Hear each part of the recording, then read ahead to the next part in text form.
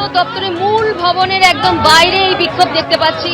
BLO অধিকার রক্ষা মঞ্চে যারা রয়েছেন এবং তাদের বক্তব্য যেভাবে বিএলওদের কিন্তু মৃত্যু একের পর এক হচ্ছে এবং শনিবারই কিন্তু আরো বিএলওদের তারা কিন্তু তাদের খবর এসেছে, মুর্শিদাবাদ থেকে এসছে তাদের খবর যে তারা কিন্তু আত্মহত্যা করেছেন।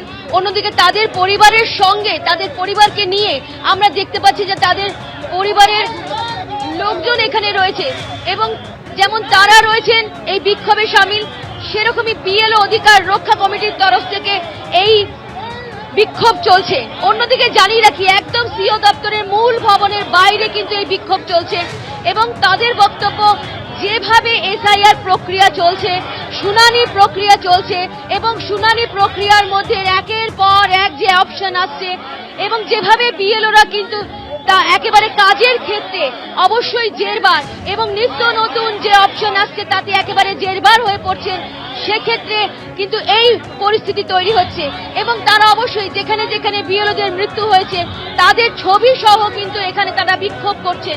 এখানে মোমবাতি জ্বালিয়ে যে বিএলওরা তাদের প্রাণ হারিয়েছেন তাদের স্মৃতির উদ্দেশ্যে এখানে মোমবাতি জ্বালানো হচ্ছে এবং এই বিক্ষোভে সামিল হয়েছে বিএলও অধিকার রক্ষা কমিটি।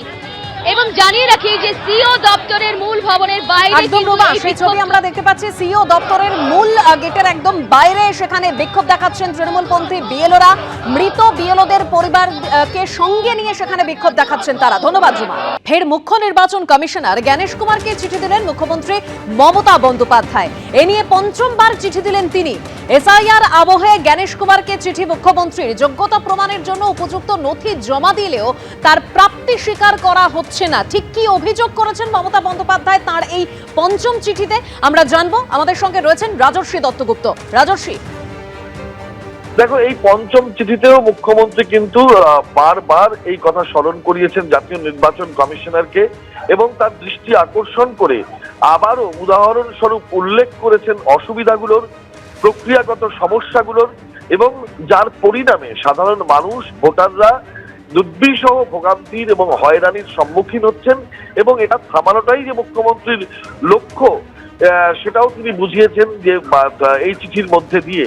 তিনি প্রথমেই বলেছেন যে যারা তাদের শুনানিতে ডাকতে নাগরিকত্ব এবং ভোটাধিকার প্রমাণের জন্য নথি জমা দিচ্ছেন তাদেরকে কোনো প্রাপ্তি স্বীকার করে কাগজ দেওয়া হচ্ছে না এবং যারা নথি জমা দিচ্ছেন তারা কি নথি জমা দিলেন তার কোনো রেকর্ড যারা দিচ্ছেন তাদের কাছে পৌঁছচ্ছে না। ফলত পরবর্তী সময় এরকম অনেক ক্ষেত্রে দেখা যাচ্ছে যে বৈধ নথি জমা দেওয়ার পরেও যাচাই প্রক্রিয়ায় গিয়ে সেই ভোটারের ক্ষেত্রে লেখা রয়েছে যে রেকর্ড নট ফাউন্ড বা নট অ্যাভেলেবেল অন রেকর্ড, এই ধরনের বাক্যবদ্ধ লেখা রয়েছে এবং তার ভোটাধিকার বাতিল হয়ে যাচ্ছে। এই যে প্রক্রিয়ার মধ্যে সমস্যা, এই যে যান্ত্রিকভাবে প্রযুক্তিগতভাবে একটা যাচাই প্রক্রিয়া চলছে সেটার মধ্যে যে অসুবিধাগুলো আছে সেইগুলো উল্লেখ করে এবং এই উদাহরণস্বরূপ সমস্যাগুলোর কথা বলে মুখ্যমন্ত্রী এটা দৃষ্টি আকর্ষণ করতে চেয়েছেন এবং তিনি আবারও বলেছেন যে এই যান্ত্রিক এবং প্রযুক্তিগত পদ্ধতির বাইরে মানবিক দৃষ্টিভঙ্গি থেকে গোটা বিষয়টাকে দেখতে হবে এবং তবেই কিন্তু এই প্রক্রিয়াটা সাধারণভাবে মানুষের সুবিধার্থে লাগবে। তিনি বলেছেন যে 2002-এর যে ভোটার তালিকা ছিল তাতে অনেক রকমের ভুল ছিল, সেগুলো কমিশনের তরফেই ভুলগুলো ছিল।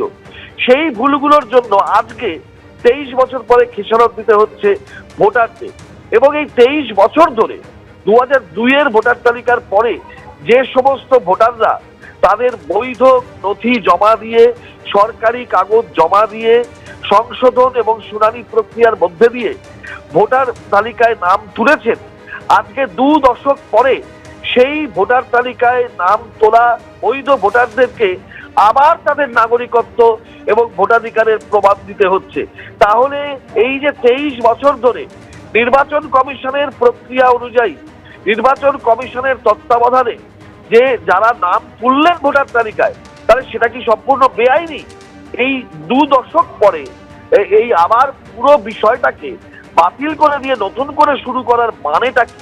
এইটার জন্য যে হয়রানি হচ্ছে তার জবাবটা কে দেবে, এই প্রশ্ন মুখ্যমন্ত্রী তুলেছেন। এবিপি আনন্দ, এগিয়ে থাকে, এগিয়ে রাখে।